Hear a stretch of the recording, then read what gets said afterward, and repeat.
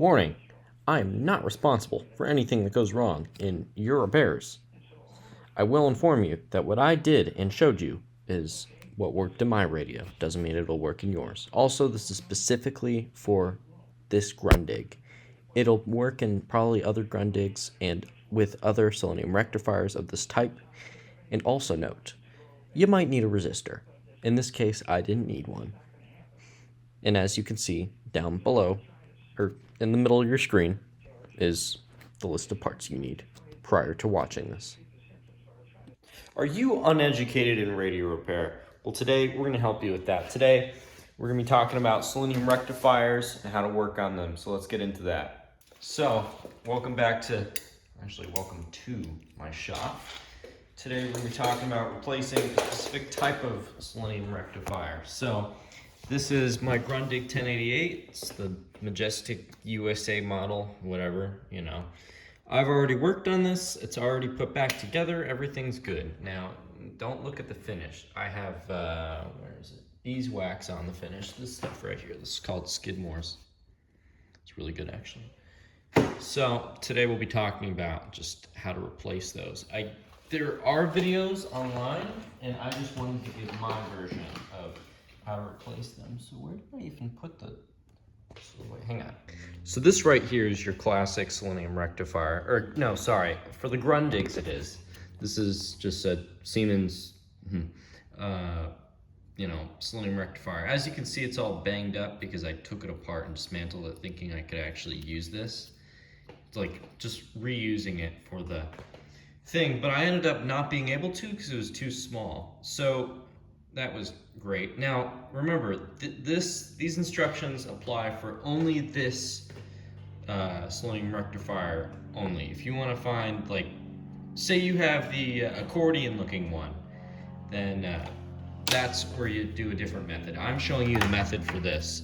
So let's talk about this here. So basically, I'm not that good science-wise. I just know how to replace things.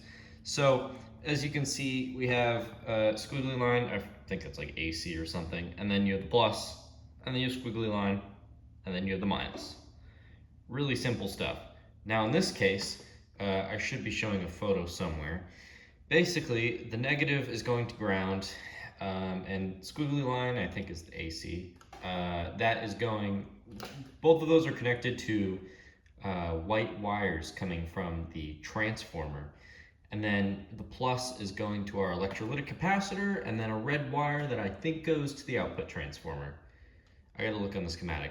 So that's the dealio here. So really simple, and I'm gonna show you exactly how this thing is wired. So I don't have a piece of paper to draw with, but if we're looking here, my beautiful schematic here, it's already got a lot of drawing on it because I was just working with it for the past couple of days. So as you can see, I also acquired this off of radiomuseum.com. So if you're ever looking for like a schematic, they should have it for you. That's the first thing you want to do in these things. Yeah, so basically, as you can see, this is what it's showing us, right? So we can already identify that's the negative because it's going to ground. And, you know, the negative on ours was going to ground. And then you have 270 volts, yada, yada, yada, 50 microfarad electrolytic, that's what we have hooked up. And if we follow this guy all the way up to, let's see here, red, yeah, that's the output transformer, I think. So in that case, that will give you an idea, 220 volts AC. So yeah, I assume this is AC, that's what's going on here. But basically what's gonna happen is, you can see it kind of resembles 4 diodes, basically. Assume that, right? Okay, so I decided to write this on top of my Philco 41250 here, because this is easier. So this is the diagram of literally what that was showing us.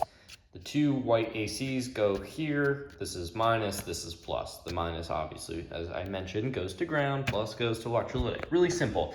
So you can apply this to yours if you have a Siemens selenium rectifier. So basically, yeah, we're gonna want to get those diodes, and for diodes, we have these lovely, you can buy them in bulk and they're still really good. These are mine. This is a 1N double or IN. No, it's an IN. Someone said 1N, I say IN. IN4007. So you're gonna want 4 of those for this project. And so, yeah, that's what you're gonna do. And, oh, also you're gonna want a terminal strip. I'll show you. Now, you can do this however you want. For me, I shielded the leads of the diodes, or not shielded, but you know, I insulated them with shrink tube, and I put them onto this guy. So basically, imagine this. We put a negative symbol all the way on the side, and, well, you know, a plus on the other side. And then what we can do is we can go from there. And imagine the second and fourth one as our squiggly line ACs. So what we're going to do is, if we reference back to the schematic over here, you know, here's what we can do. So this is how I did it, at least. I ran one to its own terminal, another to its another terminal, and then I ran the second diode from that terminal to the plus and the other terminal to the plus. It's really simple. So if we're drawing it out here, here's what we can imagine. Squiggly lines, I think I put plus here and minus here. I might have done it the opposite direction, it doesn't matter. Also, watch the polarization of these things. See where that marking is. If we're looking, let me actually get the true example. So if we're taking a look here, you can see there's a silver notch right there. That's the plus. It's going in that direction. That's where the electricity's going. So basically what we're gonna do here is we're gonna run one, and it's gonna go from, let's just do our first squiggly line, 2 squiggly line things. So from negative to here, I'm just gonna draw that in. So that is going from negative to squiggly line. Then what we're gonna do is we're gonna go like this. We're gonna go over, right? And we're gonna go now to plus. Right? Really simple. Negative squiggly line to plus. Now we're gonna do the same thing for the other one, and I'm gonna do this now on the bottom. So we're gonna go here, here, right? I'm just drawing a picture. You already had the schematic idea. So negative through diode to squiggly line. Then we're gonna go here, here, just like that. And we have squiggly line to diode. I hope that makes sense. And you can see nothing is making an unwanted connection. So what you're looking at here is the same thing you're looking at here, and the same exact thing wherever my big schematic, oh wait, I was drawing in the schematic. Right here, this is, where is it? Right there. Does that make sense? I hope it does. So, in that case, if you put that all together and you do it right, like I did, then it should work.